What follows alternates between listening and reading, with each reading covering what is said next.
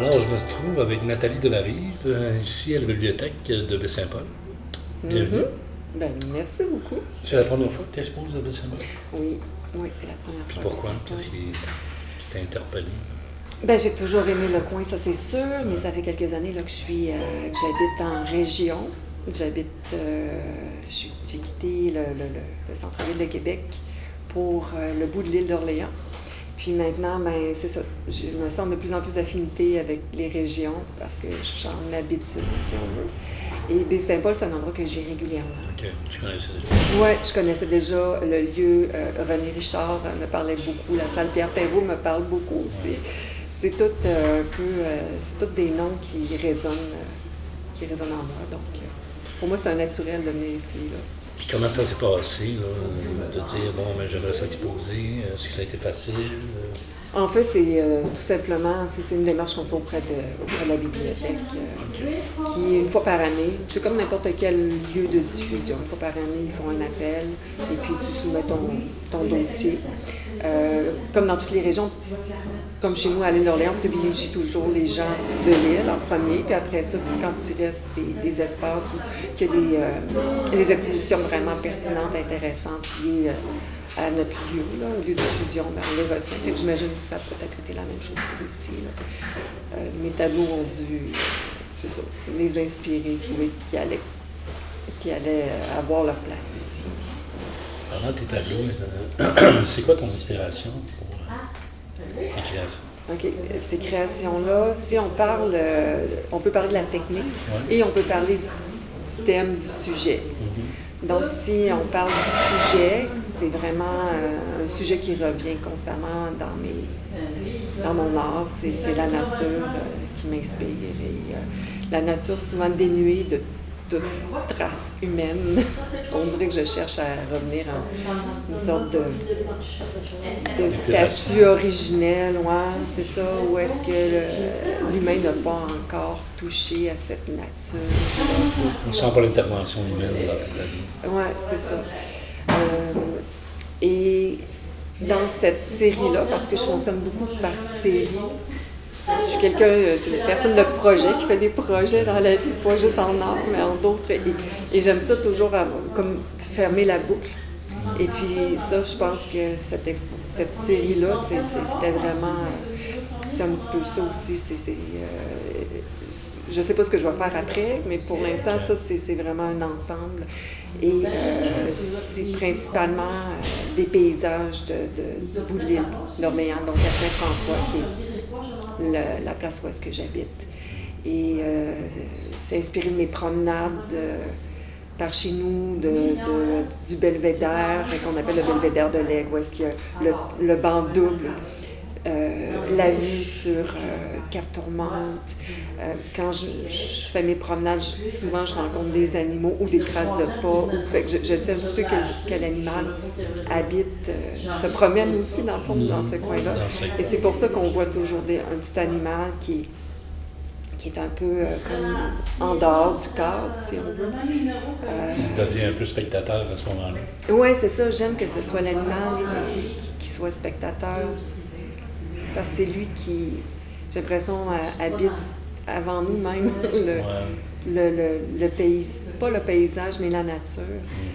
Puis peut-être que ces animaux-là qui se retrouvent dans mes tableaux, c'est un petit peu moi qui se projette dans le tableau aussi. J'ai jamais vraiment réfléchi, mais cet apport-là de l'animal est important de par ma propre relation aux animaux aussi. Oui, ils deviennent une partie intégrante de la nature. Oui, c'est ça. Ils sont là, il faut en tenir compte. Ouais, pour moi, j'en tiens compte, mais aussi, on peut sortir un petit peu du cadre de l'art, mais dans ma vie personnelle à moi, où est-ce que je ne consomme pas d'animal de par la nourriture. J'ai vraiment une sensibilité trop forte par rapport à la condition des animaux. Des humains aussi, parce qu'on est des animaux. C'est un petit peu ça le sujet de mes tableaux, c'est juste la nature dans ce qu'elle a de plus pur dans son état originel. Majestueux. Comment? De majestueux et de... Oui, c'est ça, c'est l'effet qu'elle produit sur moi. Tu sais, moi, c'est un ressourcement constant, c'est un émerveillement constant. Je ne sais pas pourquoi, je suis née comme ça, même jeune, j'étais émerveillée par la nature, les amis, les animaux étaient mes amis, tu sais, ça a toujours été comme ça, puis ça n'a pas changé en devenant adulte. C'est toujours le même émerveillement, le vent, le son de la rivière, c'est quelque chose qui m'habite, qui me fait du bien, c'est ça. C'est juste ça que je veux partager, je pense. Le médium que tu utilises, c'est quoi? C'est de l'acrylique? Non, il n'y a pas d'acrylique. Dans le fond, longtemps, j'ai peint à l'huile. Ensuite, j'ai fait de l'aquarelle. Et depuis quelques années, j'ai suivi quelques formations à Engram à Québec, qui est un organisme d'estampes. Donc, j'ai fait de la sérigraphie, j'ai fait de la gravure. Et c'est principalement de la gravure là, de laquelle je suis partie, qui m'a amenée à travailler le papier. Parce que le papier, travailler avec le papier, c'est vraiment différent que la peinture, que peinturer, tout ça. Ça m'a amenée à explorer et exploiter le papier. Et donc à faire des découpages. C'est ça, à vouloir faire du paysage, mais d'une autre façon. Et donc, il y a certaines œuvres qui sont seulement des papiers qui n'ont pas été retouchés. C'est vraiment des papiers qu'on va dire plains. Là. Et il y en a d'autres que je suis allée chez Engram, que j'ai fait des gravures, que j'ai imprimé juste des fonds. Donc, la façon de faire, c'est que j'ai une plaque sur laquelle je peins, dans le fond. Et cette peinture-là qui se retrouve sur la plaque, je vais tout simplement l'imprimer sur une feuille, sans gravure. Il y en a certaines qu'en plus, je vais apposer une gravure, mais au final, ce sont souvent seulement des fonds que j'ai imprimés pour pouvoir ensuite les réutiliser. C'est ça, non, les découper, vraiment, les découper et les utiliser. Pour faire les paysages. D'autres, c'était vraiment des gravures que j'ai découpées aussi, que j'ai utilisées certaines parties. C'était pas prévu comme ça. Je te dirais que c'est parfois des œuvres qui n'étaient pas tout à fait droites, qui avaient des petites imperfections. Puis là, je dis, qu'est-ce que je pourrais faire avec ça? Parce que j'y avais mis beaucoup d'amour. Et ça a donné finalement des œuvres. Actuellement, il y en a seulement 4 de ces œuvres. Toutes les autres, c'est comme un premier jet, des premières inspirations avec les papiers qui ne sont pas des papiers pleins. Là. Mais c'est ça, parce que c'est ça, la technique pour ces œuvres-là, c'est vraiment inspiré de mes expériences d'estampes. Puis ta façon de travailler, est-ce que tu fais un quickie? Est-ce que tu fais un plan avant? Ou tu y vas? Les premières, oui. Les premières, c'était vraiment avec du papier de calque. Et là, je faisais tous les paysages, tous les éléments, les arbres, les autres, tout. Puis, plus tu en fais, mais plus tu maîtrises, puis tu le sais où est-ce que tu t'en vas. Puis à la fin, c'était vraiment... Je me laissais aller, là. Puis je découpais, puis là, je regardais qu'est-ce que ça donnait. Tu sais, j'avais quand même... Mettons que j'avais assimilé le geste, j'avais assimilé les paysages, puis j'étais capable de les faire sans papier calque. Tu avais un peu ton plan dans la tête. Oui, je savais plus où est-ce que je m'en allais, mais pour faire les arbres notamment, il fallait toujours quand même que je trace avant de découper, là. Ça, c'est quand même... pas le choix. mais je n'avais plus à reprendre les mêmes arbres. Tu sais, le mouvement était vraiment plus fluide, beaucoup plus maîtrisé. Voilà. Et je voyais en bas, tu as comme un texte, il est comme brodé. Oui. Oui. Pourquoi? Donc, le concept de l'exposition, c'est issu d'une rencontre avec un recueil de poésie, d'abord. Je lis quand même beaucoup de poésie depuis quelques années. Et puis, ce recueil-là, je m'en souviens plus comment je suis rentrée comment je l'ai rencontré. Un hasard. Oui, je pense que c'est un beau hasard parce que j'étais en train de le lire. Et puis, il m'a vraiment happée. Ces mots, je me parlais à un point où est-ce que je me disais, j'ai envie de me les approprier. J'ai l'impression que dans une autre vie où je suis la personne qui a écrit ça parce que ça me parlait énormément à ce moment-là, que je vivais vraiment, j'étais dans un deuil. Et ça, je vais y revenir parce que lorsqu'on a fait le vernissage, je pense que j'en parlais tout de suite. Quand on a fait le vernissage, il y a quelqu'un qui m'a fait un commentaire comme de quoi mes œuvres lui faisaient penser un peu à des œuvres pour enfants, comme si c'était des choses qui s'adressaient à un enfant. Et là, ça m'a fait réfléchir après coup parce que le deuil que j'ai vécu, moi, c'est un deuil périnatal. Okay. Très fort parce que je ne suis plus toute jeune. Et quand j'ai fait ce deuil-là, ben, c'était comme la dernière chance. Là, et ça n'a pas fonctionné. Et là, je suis comme ça m'émeut quand j'y pense. Et c'est peut-être ça qui m'a mené, qui a fait en sorte que j'ai fait ces œuvres-là. Peut-être que je les ai faites inconsciemment pour l'enfant que je n'avais pas, que j'avais perdu, que j'avais besoin d'une douceur, j'avais besoin de me sentir peut-être dans la maternité. Je sais pas, c'est notre inconscient des fois, comment il réagit. Mais ce qui est sûr, c'est que j'étais dans un deuil et la rencontre la lecture de ce recueil-là, j'avais l'impression de revivre toutes des étapes de mon deuil, puis qui étaient dit dans des mots, alors que moi, j'avais plus besoin d'exprimer dans mes œuvres.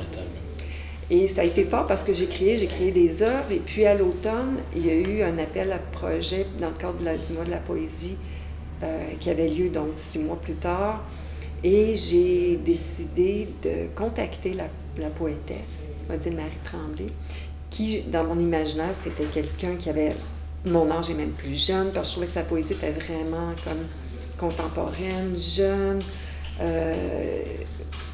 Puis elle n'avait pas tant de recueil non plus. Fait que c'est une jeune poétesse, elle est au début. T'sais. Et là, je l'appelle. J'appelle sa maison d'édition qui me donne ses coordonnées.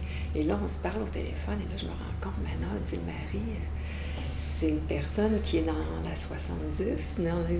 Alors, je pense qu'elle avait, je me souviens plus trop de son âge, mais début 70 peut-être. Et là, je lui parle de mon projet, comment sa poésie m'a touchée. Puis elle dit, Nathalie, elle dit, c'est tellement inespéré ton appel, ton énergie, vraiment, je la ressens et tout. Et j'ai envie d'embarquer dans ce projet-là avec toi, sauf que je dois t'avouer que je suis en phase terminale de cancer.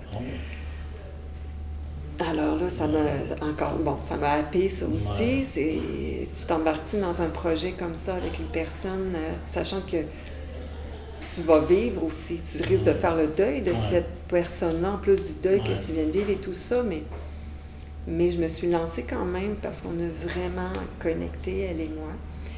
Et elle m'a donné aussi carte blanche parce qu'elle n'avait pas nécessairement l'énergie pour co-créer quelque chose. Alors, c'est vraiment un processus, moi, d'appropriation, mais consenti de ses mots, de sa poésie, que j'ai tout simplement appliqué, apposé sur mes œuvres.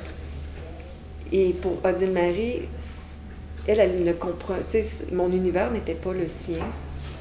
Les mots que j'ai choisis pour mes œuvres, c'était pas nécessairement ce qu'elle aurait choisi, mais elle me dit, fonce, vas-y, approprie-toi comme tu veux. Puis donne la carte blanche.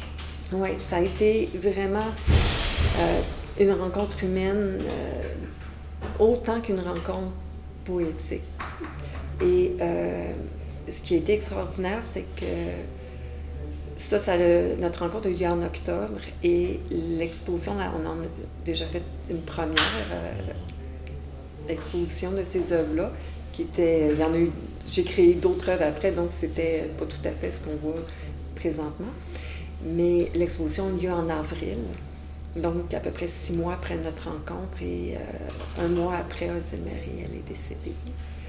Mais c'est comme si ce projet-là, le vernissage et tout ça, ça l'avait tellement tenu, tu sais, ça l'a C'est comme un accomplissement pour elle. Oui, c'est ça. Elle est venue au vernissage. Elle n'avait pas la force de lire sa poésie. Donc, c'est moi qui ai fait la performance poétique pour elle, mais elle était assise en avant. Puis c'était tellement touchant, son langue. C'était incroyable. Puis c'est pour ça que j'ai eu envie après de continuer, de faire voyager, de montrer cette exposition-là qui est touchante, qui pour moi a été quelque chose d'important et ça continue à être important. Puis je pense que ça va vraiment l'être longtemps dans ma vie, je pense. Et j'ai l'impression que Odile Marie continue de vivre à travers tout ça, puis à travers sa fille aussi, Marie-Sandrine, qui, c'est ça, qui partage ce que je fais, puis que je sais qu'elle apprécie que je continue comme ça à diffuser c'est pas juste une mémoire, c'est vraiment... C'est comme si elle était encore en vie, dans le fond, parce que je continue à faire parler sa poésie. Elle est vivante, c'est une poésie vivante. C'est pas parce que quelqu'un meurt qu'une poésie n'est plus vivante. Là. Puis c'est un peu une symbiose de ton travail et son travail en même temps. Oui. Puis ce que je peux ajouter aussi, c'est que quand elle écrivait son recueil, elle était en face de... Elle habitait sur la côte de Beaupré, donc, mais vraiment en face de la pointe de l'île où est-ce que moi j'habite. Des fois, on a dû se voir marcher sur le bord du fleuve, puis on ne sait pas. Mais c'est pour ça que j'ai compris aussi que ça me parlait autant, parce que c'était des lieux connus de moi. C'est ça, elle parle du fleuve, elle parle du roc, des vagues, des oiseaux, de toutes les choses que moi aussi... Votre inspiration était dans le même lieu. Oui, puis elle parlait du deuil d'elle-même, dans le fond, de tout le deuil de la vie qu'elle était en train de faire parce qu'elle se savait atteinte d'une maladie incurable, qu'elle ne guérirait pas, puis elle devait faire ses au revoir, dans le fond, à tout ce qu'elle connaissait. Donc, c'était vraiment les différents deuils possibles dans la vie, mais tu sais, parler d'un deuil, peu importe lequel, il n'y a pas... 1 million de façons de le vivre, ça, le deuil. Puis en même temps, il y a un côté libérateur dans ça. Oui, c'est ça. Le fait de se libérer, puis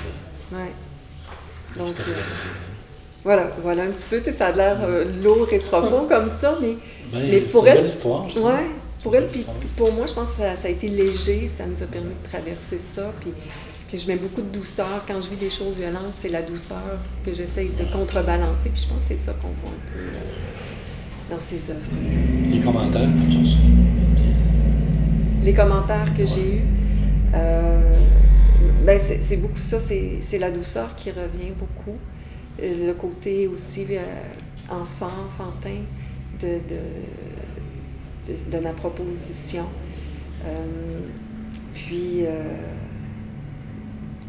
Mais je dirais que pour faire une synthèse, c'est vraiment les 2 commentaires qui reviennent le plus. La prochaine étape pour toi, c'est quoi? Je me projette rarement dans... Je sais pas, j'ai toujours été comme ça aussi, même... C'est plus dans le présent que dans le futur. Oui, vraiment. Puis je crée en fonction de ce que je vis, de ce que... C'est souvent lié à des trop-pleins ou une accumulation de choses. À un moment donné, c'est comme... Tu sais. Un besoin d'exprimer. Oui, c'est comme un petit peu... une force vive là, qui me pousse à créer quelque chose. Mais actuellement, je dirais que je suis plus dans l'écriture. J'ai toujours écrit. J'ai jamais diffusé publiquement mes écrits. Peut-être que le projet sur lequel je travaille actuellement, ce sera le premier qui sera... tu sais, j'ai déjà des images aussi. Ce sera un mélange des deux. Non, c'est pas vrai. J'ai déjà diffusé les écrits de quelqu'un d'autre avec mes... Ah, tu vois, ça me revient. J'ai déjà fait un petit livre, ça s'appelait Décolonisation. Et c'était l'histoire de la feuille d'érable. Comment que la feuille d'érable avait été appropriée, était devenue un symbole canadien anglo, alors qu'au début, la feuille d'érable était liée à l'identité franco-canadienne, si on veut. Puis j'avais illustré ça avec différentes variations de la feuille d'érable en aquarelle. Bon, Ça fait déjà quelques années, je vous dirais. C'est pour ça que, comme je vous dis, je serais dans le moment présent. Mais là, ce que j'écris présentement, c'est plus de l'ordre de l'autofiction, qui sera probablement accompagné de dessins, peut-être de gravures. Je ne sais pas quand. Je ne me donne jamais de date. Je laisse les choses progresser. Ouais. Mais ça avance bien, ça doit faire depuis l'hiver passé, peut-être février que je travaille sur le texte. Donc, on verra où ça nous mène. Pour voir ton exposition ici, on a jusqu'à quand? On a jusqu'au 17 novembre. Je crois que c'est 16 heures que ça ferme. Donc, courez! C'est le temps de venir là-bas. Oui, c'est ça. Donc, pour la région, oui, c'est après ça, je ne sais pas où. J'aimerais ça beaucoup la représenter, cette exposition-là. Donc, je ne sais pas si ça sera dans la région ou plus à Québec ou plus à Trois-Rivières. Peut-être il y a un beau festival de poésie là-bas, qui sait. Est-ce qu'il y a un site qu'on peut t'en rejoindre? Oui, oui. Les œuvres ne s'y trouvent pas parce qu'en général, les œuvres que j'expose, je ne les présente pas tout de suite sur ma page d'artiste. Mais oui, l'adresse est delarive.art. Merci Nathalie. Ça fait plaisir. Félicitations. Merci.